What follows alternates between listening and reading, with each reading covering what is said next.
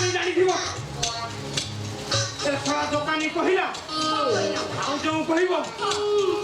ପକାଇଦେଲେ ସାପ ଫଣା ଦେଖିଲା ଭଳି ଉଠିବ ମୁଁ କହିଲି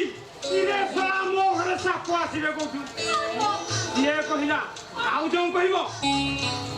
ସେ ଜାଗା ଦେଖି ପକାଇଦେ ନେ ଏଟା ଜଲ୍ଦି ଟିକେ ପକାଇଦେ